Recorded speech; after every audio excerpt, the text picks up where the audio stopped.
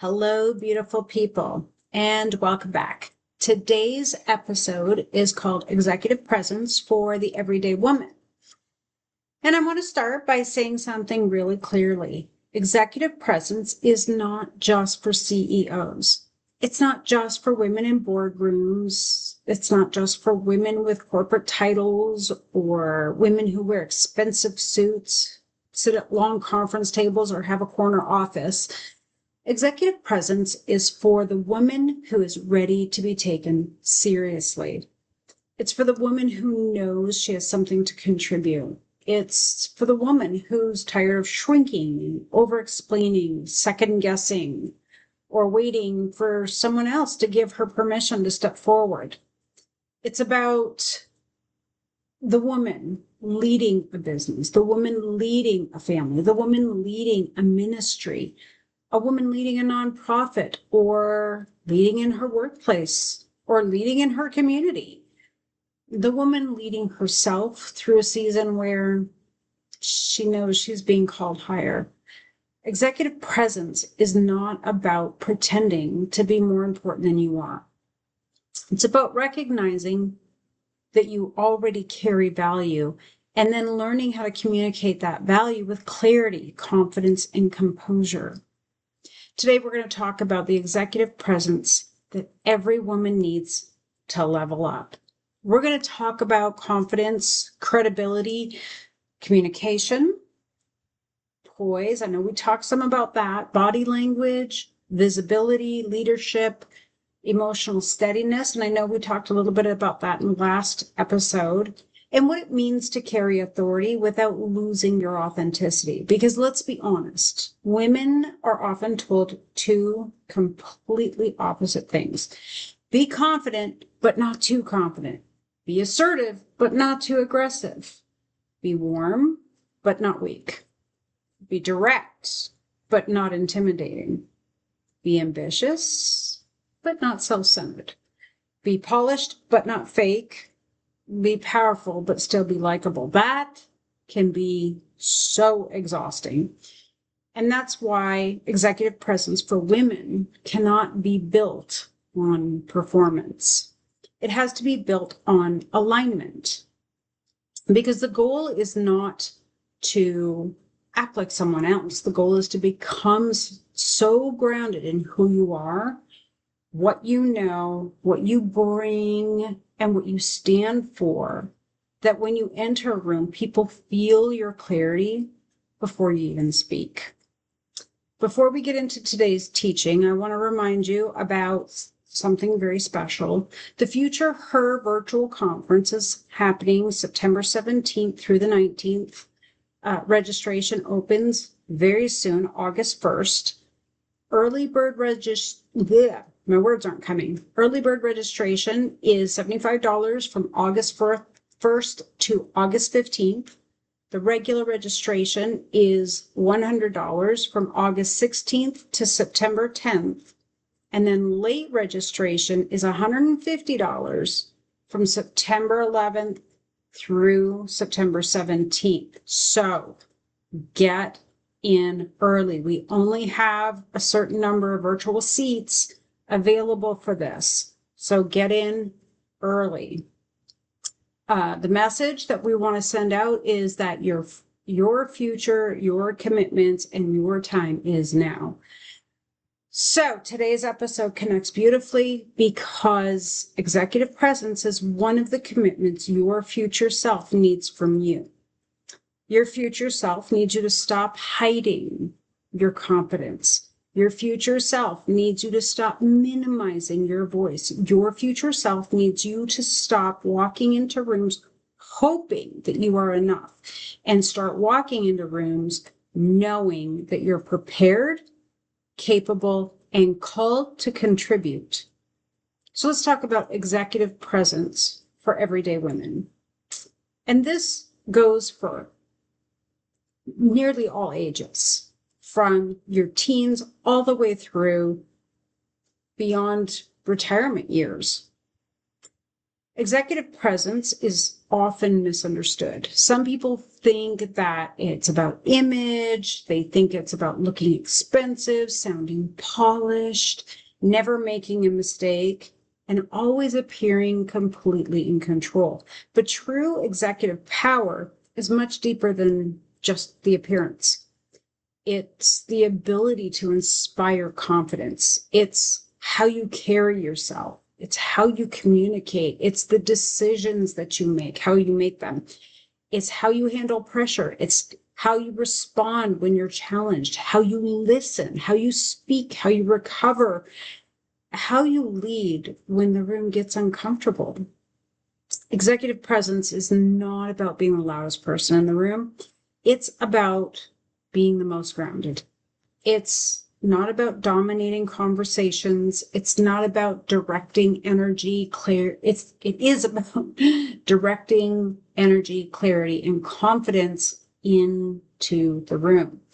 It's not about pretending to know everything, because nobody knows everything. It's about having enough maturity to say, I don't know yet, but I know how to find the answer. It's not about being cold. It's not about being hard.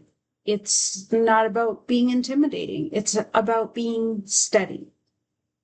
And for every woman, executive presence means, or for everyday women, the executive presence means this. You show up with clarity instead of confusion. You speak with intention instead of apology. You carry yourself with dignity instead of self-doubt. You communicate with confidence instead of constant permission seeking. You lead from values instead of validation. That's executive presence. And I want to make this practical today because I don't want this episode to be something that sounds nice but leaves you wondering, okay, but how do I actually do that? So I want you to think about executive presence in 4 parts: credibility, composure, communication, and visibility. Those are the 4 parts. Let me repeat them: credibility, composure, communication, and visibility. Credibility means people trust that you know what you're talking about. Composure means people trust that you can stay steady under pressure. Communication means people understand your message and feel your authority.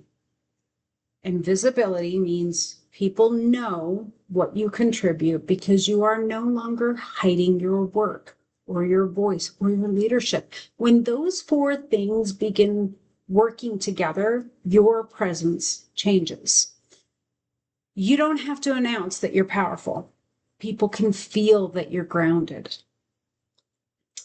Now, we need to talk about something very real. Women often navigate a leadership double bind. That means we are expected to be both warm and authoritative at the same time. If we're too warm, we may be dismissed. If we're too direct, we may be labeled difficult. If we're too quiet, we might be overlooked. If we're too confident, we may be criticized. If we advocate for ourselves, we may be seen as selfish. And if we don't advocate for ourselves, we may be passed over. And that can create kind of a leadership hesitation. We start editing ourselves before we even speak. We ask, is this too much? Will they think I'm too pushy? Should I soften that? Should I apologize first? Should I wait until someone asks? Should I let someone else say it? Will they still like me if I'm direct? And listen, I'm not going to sit here and tell you that those dynamics don't exist. They do. Many women have experienced being talked over, underestimated, dismissed, interrupted, labeled, or held to a different standard. But here's what I want you to hear. The answer is not to shrink. The answer is to not become a watered down version of yourself. The answer is not to perform in confidence in a way that feels fake. The answer is to become more strategic, more grounded, and more intentional. Executive presence for women is not about copying masculine coded leadership. It's not about becoming harsh either. It's not about losing your warmth. It's about learning how to carry both warmth and authority. You can be kind and clear. You can be gracious and firm. You can be feminine and powerful. You can be compassionate and decisive. You can be approachable and still respected. And that's the balance. And that is the level up. So one of the biggest mistakes that women make when trying to develop the executive presence is thinking that they have to perform a new personality. They think, I need to sound more corporate. I need to be less emotional. I need to be more like her or her. I need to stop being myself. No, that is not executive presence. That is exhausting. Executive presence is not about performance. It's alignment. The goal is not to become someone else. The goal is to become a more refined, more grounded, and more intentional version of yourself. Your authority should not feel like a costume. It should feel like a deeper truth. Because when authority is performed, it becomes brittle. The moment that you're challenged, it cracks. But when authority is rooted in substance, it holds. Substance means you know your work, you know your values, you know your message, you know your boundaries, you know your contribution, you know what you're willing to stand behind. That's what gives your presence weight. You don't need to act important. You need to be prepared. You don't need to sound superior. You need to sound clear. You don't need to dominate. You need to contribute with conviction. There's a difference between trying to appear powerful and actually being grounded in your authority. One is performance. The other is presence.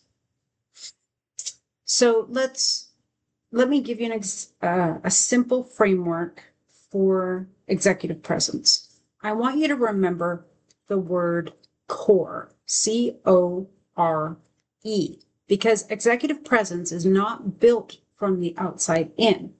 It's built from the core outward. C stands for conviction. O is ownership. R is restraint. And E is emotional steadiness. Let me repeat those for you. It's built from the core of you outward. The C is conviction.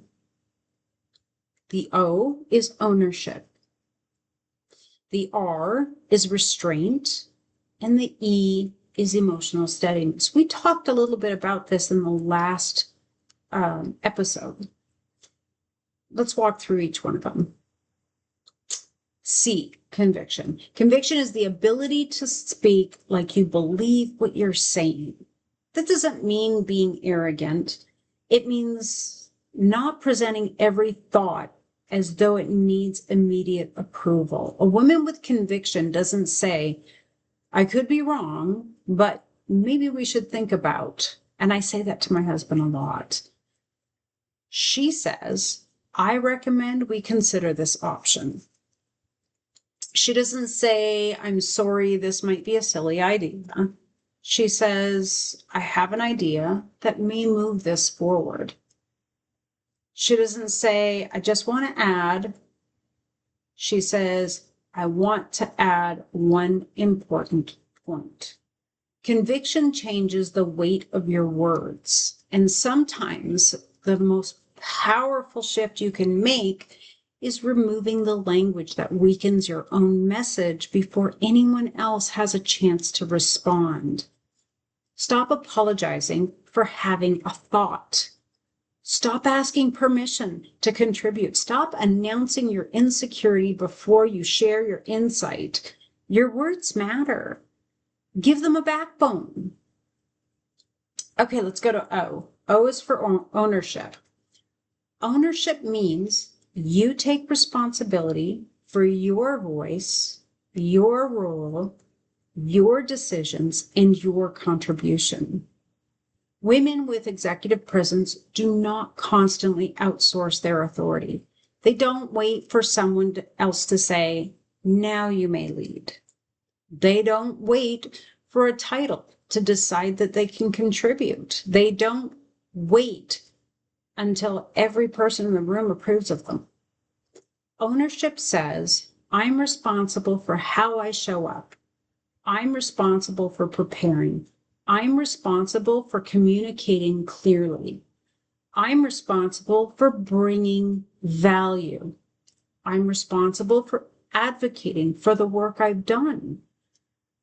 Ownership also means you stop saying yes to everything just to be seen as helpful. Because here's something we do not talk enough about. Sometimes women become overused because they are over available. I am so guilty for that. They become the note taker, the planner, the helper, the smoother over, the emotional support person, the one who remembers the birthday, the one who volunteers, the one who cleans up, the one who fills the gaps. Now, service is beautiful. I love being of service to people. But when service becomes a substitute for leadership, we need to pay attention. Executive presence means knowing when to help and when to lead. It means knowing when to support and when to step forward. It means knowing when to say, I'm happy to contribute, but I also want to make sure my strategic role in this project is clear. That's ownership. Let's go to the R. The R stands for restraint. Restraint is one of the most underrated parts of executive presence. Restraint means you don't have to react to everything. You don't have to fill every silence. You don't have to answer every challenge defensively. You don't have to prove everything in the moment. And you don't have to over-explain. You don't have to emotionally match the room. Restraint gives your presence maturity. A woman with restraint can pause. She can listen. She can choose her words. She can say, that's worth considering. Or, let me respond to that directly. Or, I want to separate the emotion of this from the decision we need to make. Or, I hear the concern. Here's the path forward. Restraint isn't weakness. Restraint is power under discipline. It's the ability to hold your center when other people are trying to pull you into chaos. And let me tell you, that is leadership. Let's go to the emotional steadiness. This is the E, emotional steadiness. It doesn't mean that you don't have feelings. It means your feelings do not take over the steering wheel. It means you can be nervous and still speak. You can be frustrated and still stay professional. You can be challenged and remain clear. You can be disappointed and still make a wise decision. You can be passionate and still be composed. Women are often judged harshly for emotion, and that can make some women believe they have to suppress everything. But suppression is not executive presence. Emotional steadiness is not emotional absence. Let me say that again. Emotional steadiness is not emotional absence. It's emotional leadership. It says, I can feel this and still choose my response. That's powerful. Now let's talk about authority language, because the words you choose either strengthen your presence or they dilute it. Many women have been conditioned to soften every sentence. We say, I just think, or I kind of feel like, maybe we could, I'm sorry, but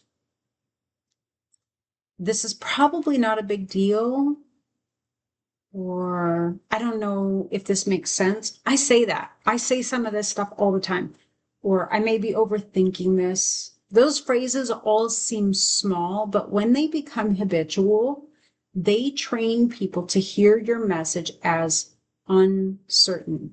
So take a minute and think about all the times you went into interview, whether it's for pageants or for a job interview or for a big deal that you were about to make or conversation you were going to have. And I want you to think about all of those phrases that you, like me, have used. And when you've always seen them small, but when they become habitual, people stop listening because it sounds like you're not sure. Think about all those conversations that you've had. Now, so I want to give you some language shifts, if that's okay. Instead of saying, I just wanted to check in, say, I'm following up on. Instead of, I think maybe we should, say, I recommend. Instead of saying, sorry, can I add something? Say, I want to add something important here. Instead of, I'm not sure if this makes sense, say, here's the point I want to make. Instead of, does that make sense? Say, what questions do you have? Instead of, I could be wrong, say, my current assessment is. Instead of, I feel like, say, based on what I'm seeing. Now, does this mean you can never use soft language? Of course not. There's a time for gentleness. There's a time for uncertainty. There is a time to say, I'm still thinking this through. But don't let softness become a habit of self-erasure. Your voice can be warm and still have authority. Executive presence isn't just what you say either. It's how you physically occupy space. Your body speaks before your words do. So let's talk about poise. I know we've talked about it before, but we're going to talk about it again. When you walk into a room, slow down. Don't rush in as if you're apologizing for arriving. When you sit grounded, feet steady, shoulders relaxed, spine lifted, chin level up, hands calm. When you speak, breathe from your body, not just your throat. Let your sentences land and then pause. Don't be afraid of silence. Silence can be powerful when you're not using it to disappear. Eye contact matters. Not intense staring. That's kind of creepy. Not scanning nervously. That's anxiety. But grounded in connection. Look at people long enough to communicate presence. Then move your eyes naturally. Your gestures should support your message, not distract from it. If your hands are constantly fidgeting, gripping, tapping, or hiding, your body may be communicating anxiety even when your words are confident. A woman with executive presence does not need to be stiff. She needs to be intentional, Poise isn't perfection. Poise is physical clarity. It's your body saying, I'm here and I'm not abandoning myself. Now, let's talk about being interrupted, because this does happen a lot, especially in the world that we live in right now. And when it happens repeatedly, it can make a woman feel like they have to fight for conversation space. I know, because I felt that. But executive presence gives you tools. The first tool is the steady continuation. If someone starts to interrupt and you're not finished, you don't always have to stop. You can keep your tone steady and continue your sentence. Not louder, not sharper, just steady. The second tool is the named return. That's what it's called, the named return. If someone cuts you off and the conversation moves away, you can calmly bring it back. You can say, I want to finish the point that I was making. Or, as I was saying, the key issue is, or I'll return to my original point because it connects directly to this decision. That's not rude. That's leadership. The third tool is the ally return. It's called the ally return. This is when women support each other in rooms.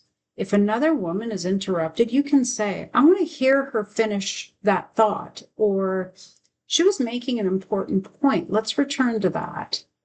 That matters, because strong women do not only reclaim their own voices, they help create rooms where other women's voices are also respected. That's leadership culture. Okay, let's talk about visibility. Because executive presence requires people to know what you contribute. And I know some women struggle with this. They think that if they talk about their work, they're bragging. If they mention their results, they're being arrogant. If they advocate for themselves, they're being selfish. But visibility is not vanity. Visibility is stewardship. If you're doing meaningful work and nobody knows it, your impact may be limited. You got to know this from interviews where you didn't win the job. If you're contributing but never communicating your contribution, you may be overlooked.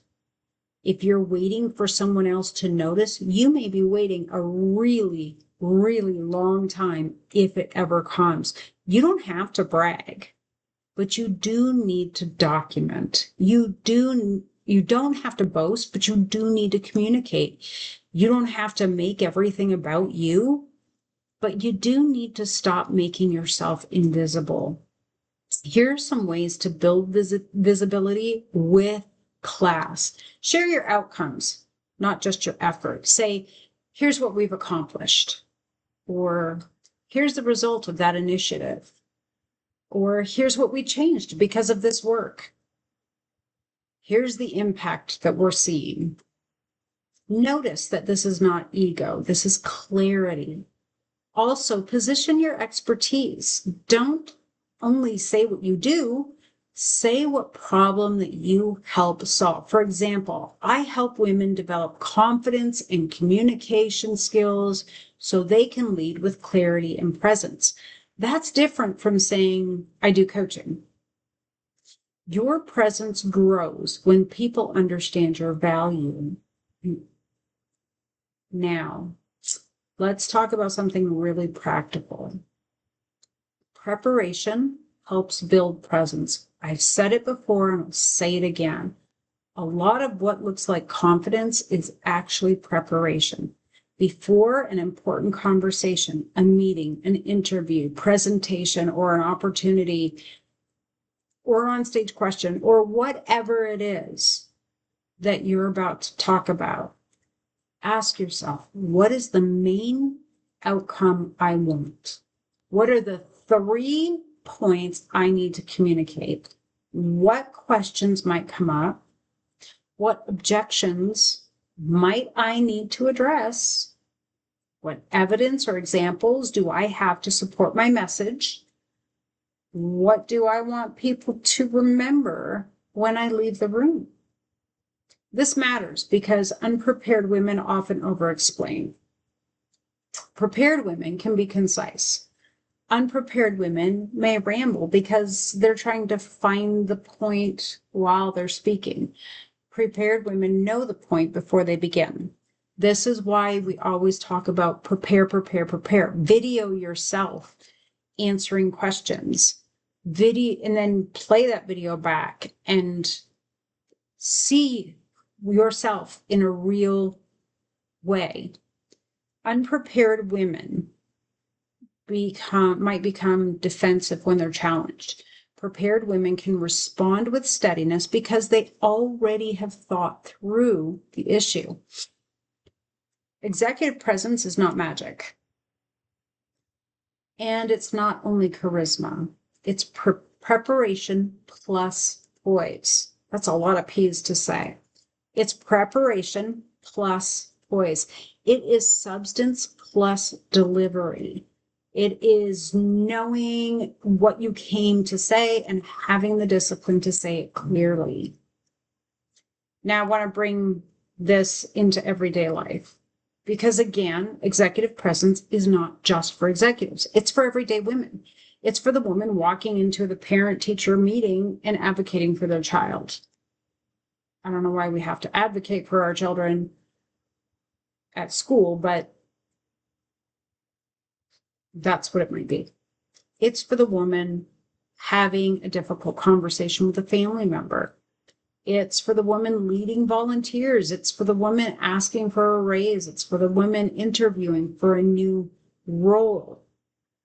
It's the woman running a business.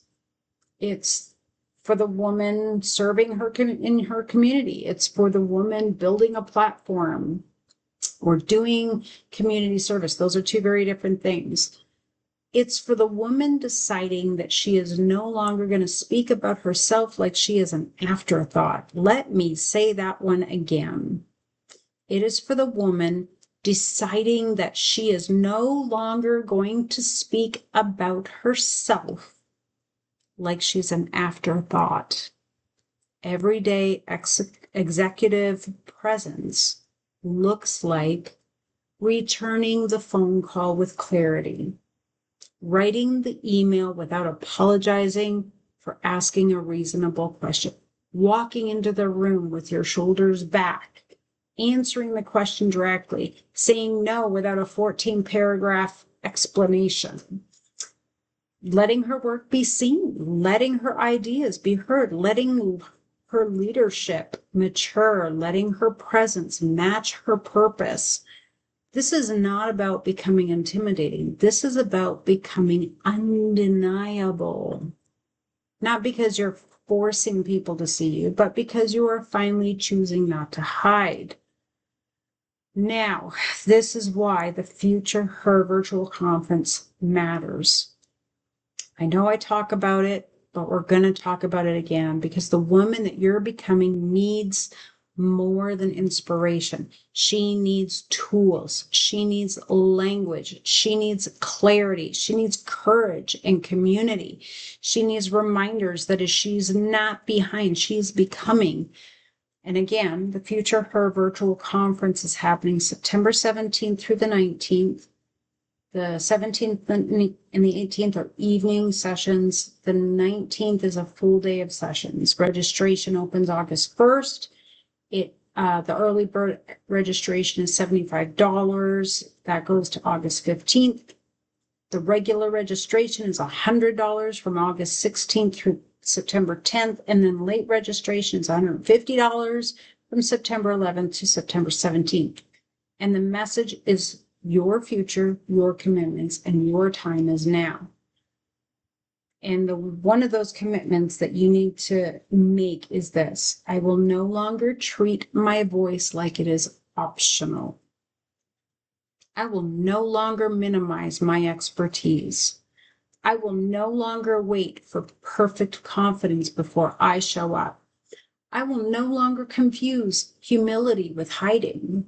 I will no longer fear to be the loudest voice in my leadership. That's the future her. That's the woman who's rising. Now, before we close, I want to give you a practical checklist. Use this before your next important conversation, before your next meeting or video, interview, a presentation, or leadership opportunity, whatever that might be. Ask yourself, 1, what is my message? If you cannot say it clearly to yourself, it will be difficult to say it clearly to others. Number 2, what outcome do I want? Do I want a decision? Do I want a conversation or a commitment or an understanding? Do I want the next step?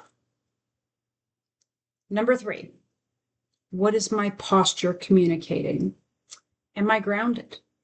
Am I breathing? Am I rushing? Am I shrinking? Am I physically present? Number 4, what language am I using? Am I weakening my point with just, or sorry, or maybe, or I don't know if this makes any sense? Can I say it more clearly? Number 5, am I prepared to pause? A pause can save you from rambling. A pause can help you regulate. A pause can make your words more stronger. Number 6, am I leading from values or validation? Am I trying to be liked, or am I trying to be clear, respectful, and aligned? Number 7, what do I want them to remember? This is powerful because people may forget every detail, but they will remember how you made them feel and what you made clear. Executive presence is built in moments like this, not all at once, not overnight, but one intentional conversation at a time. So let me leave you with this. Executive presence is not about becoming untouchable. It's about becoming grounded. It's not about becoming perfect. It's about becoming prepared. It's not about being loud. It's about being clear. It's not about acting important. It's about understanding that what you carry has value. And everyday women need executive presence because everyday women are leading in more places than they even realize. You're leading in your home. You're leading in your work. You're leading in your community. You're leading through your story. You're leading through your standards. You're leading through what you accept and what you no longer accept. And when your presence begins to align with your purpose, everything changes. You walk differently. You speak differently. You choose differently. You stop asking the room to decide whether you belong there. You enter the room already knowing that your contribution has value and you have a seat at that table. That's executive presence. That is the level up. That is the woman that you're becoming. Thank you for being here with me today. Make sure you mark your calendar for the Future Her virtual conference in September, the 17th through the 19th. Registration opens in August. Remember the registration costs. You don't want to be late. We only have a certain number of seats available for this virtual conference. And you don't want to wait too long because if you do, you're going to be stuck paying more money or missing out completely. Last thing I want you to remember, your future, your commitments, and your time is now. I'll see you in the next episode.